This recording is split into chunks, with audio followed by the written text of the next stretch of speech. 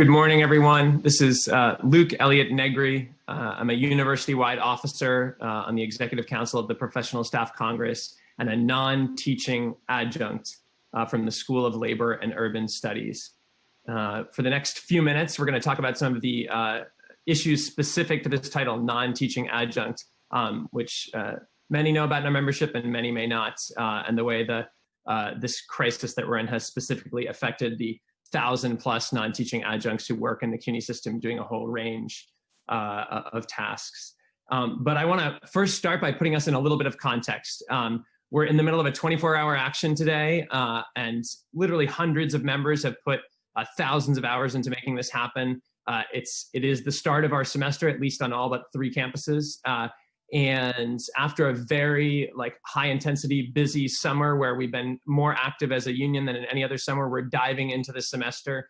And I dare say the crisis may well deepen. And so we need to steel ourselves to engage in one-on-one conversations with our colleagues to assess where we're at as an organization and what actions we'll be willing to take to fight back against the austerity and the racism that's being foisted on the City University of New York.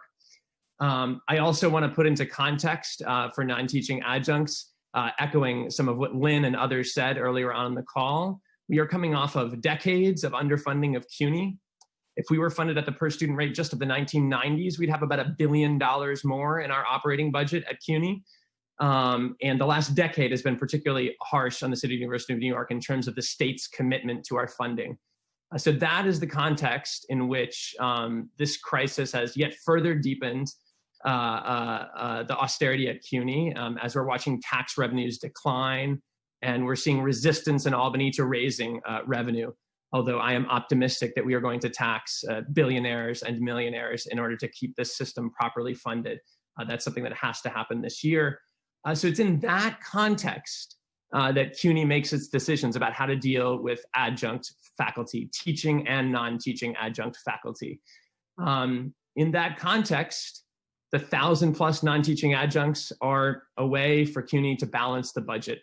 If they can just lay us off and say goodbye, throw that labor that was done to a HEO perhaps, or a library faculty, increase their workload, they can balance their little budgets. So as someone said just a few minutes ago, it is about control.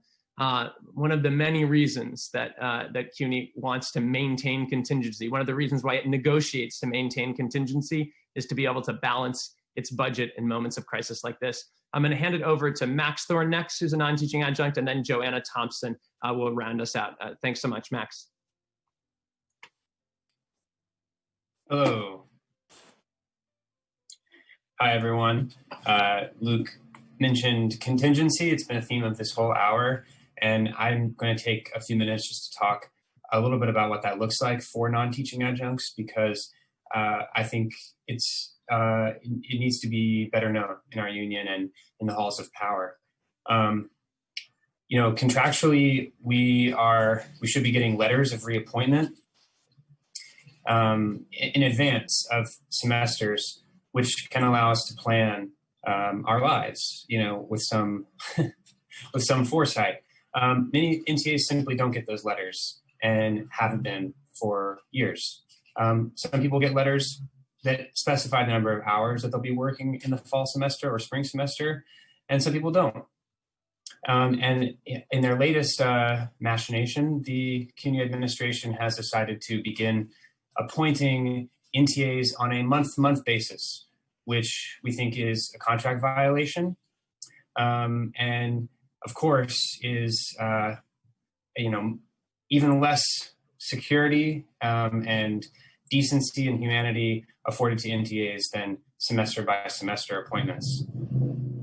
I mentioned a contract violation in this month-to-month appointment. We are grieving that. We have started a grievance process through the union. And it's, like I said, it's our position that this is illegal, not to mention disgusting and inhumane. I'll say it again because it bears repeating, but this is how the CUNY administration decides to budget or to balance their budget sheets, on the backs of people who do important work in the university, and people without whom students are not as well served as they would be. And I've mentioned just a few technical details here about the letters of reappointment and the lengths of our reappointments. I want to make one comparison to teaching adjuncts on this issue of month-to-month appointments. It would be logistically impossible to appoint teaching adjuncts on a month-to-month basis. Once the semester begins, they have their classes, and although they endured great uncertainty up to that day,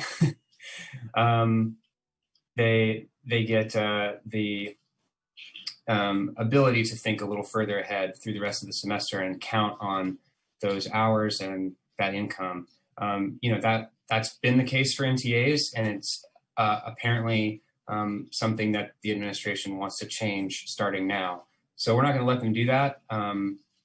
We have these technical, fights on a contract grievance, but the real fight needs to be a political fight, organizing on the ground, deepening our organizing within our union, and talk a little more about where we've come in the past semester doing that with NTAs and where we're hoping to go in the future. I'm going to turn it over to Joanna Thompson. Hi, everyone. Thanks, Max. I'm Joanna Thompson. I am an NTA in the library at the MCC and City Tech. As Max and Luke said, the most important thing for NTAs to focus on right now is deepening our on-the-ground organizing. So since the beginning of this crisis, NTAs have held about 5 meetings with up to 90 CUNY-wide NTAs in attendance about our shared concerns around appointments, job security, and health insurance, among other issues. And we're going to continue to hold these meetings this semester and welcome all NTAs, including those who have been non-reappointed. We're also connecting with chapter chairs and encourage NTAs to continue connecting with their local chapter. We've had some success in protecting NTA appointments during the crisis through local organizing. So if there are any NTAs out there that feel like their positions are threatened at any time during the semester, Max mentioned this new month-to-month appointment of NTAs, reach out to your chapter chair as soon as possible. So our work is aimed not only at the issues brought on by this crisis and short-term pressing issues, but also at our long-term goals as NTAs. NTAs have virtually no job security and are only able to receive a 1-year appointment at most. There are NTAs who have been with CUNY for years, a decade maybe, who are suddenly without a job during a pandemic. 2 contract rounds ago, teaching adjuncts won greater job security with the 3-year appointments, and NTAs also need this job security with longer appointments or certificates of continued employment, or both. We hope that you'll join us and all of the NTAs across CUNY in continuing to fight for continued employment and greater security for NTAs. As one of the most precarious titles in the PSC, gains that benefit NTAs benefit all of the other workers in the PSC and across CUNY.